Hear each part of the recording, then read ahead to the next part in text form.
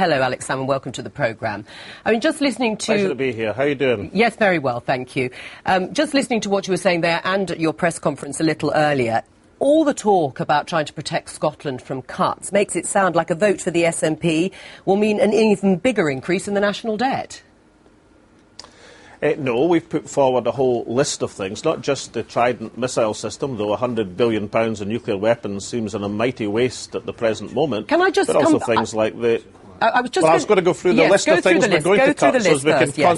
Well, I was going to say the nuclear dump and repository, that's £4 billion there. The remnants of the ID card system, £5 billion there. We'd get rid of the House of Lords. That would save £100 million a year. Or the Scotland office, that remnants of the Raj that used to govern Scotland, that would be £10 million a year. So we've got a whole list of things that we think can be cut so as you can protect the things like matter, like public services, health and education. Now, Alex Salmond, that's your list there. Can I just go back to the first one you mentioned, which is scrapping the renewal of Trident? And you have put a very big figure on that. But any savings from scrapping the renewal of Trident wouldn't be realised in the first few years at all, says the Treasury. Well, two things. One is there's a £2 billion cost each year for the running cost of Trident. Although that happens at the present moment, incidentally. The capital costs start next year, which are £1.5 billion.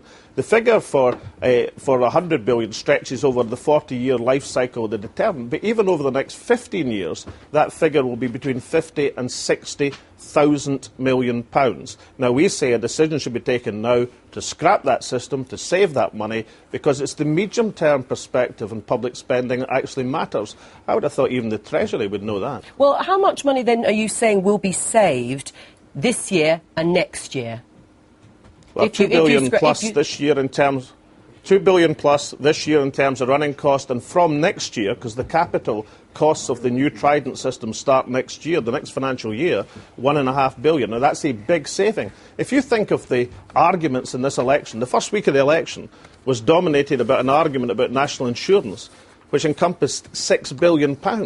And here we're presenting something stretching over the medium term, which is no use to anyone and could be a remarkable and substantial saving. That is surely an argument that's worth hearing in this campaign. Now, I mean, Scotland's not immune, though, from cuts. I mean, you yourselves have been looking at a review of public spending, haven't you? So cuts have to come. Sure, of course. That's correct, and we've already implemented some measures which I hope everybody approves of, and that's to say we've cut the number of quangos in Scotland by 25%. We've cut the PR budget of government by 50%. They perhaps should try that at Westminster, incidentally. And we're cutting the administration costs of government by 5%. We don't mind efficiency savings, but the difference is that each and every penny of these savings we've redeployed into the frontline services of Scotland. That's the measures that we want to see taken. But I suppose people will say, why should you be exempt from the squeeze on public services? I know the argument is about, you know, what you're cutting, how far you're cutting and when you cut, but why should you be exempt from that squeeze on public services that people face for voters south of the border? Well, we're presenting an alternative prospectus. That's why I've given you a list of things that we say should be cut.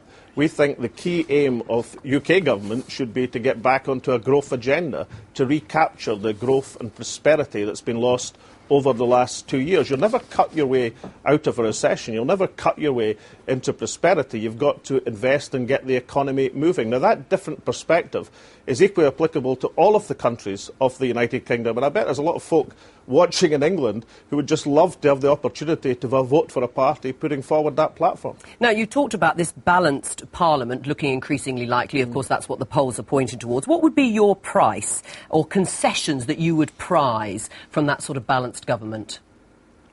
Well, I'm enthusiastic about a balanced parliament, and so should the people of Scotland and Wales. But I think the people of England should be enthusiastic as well.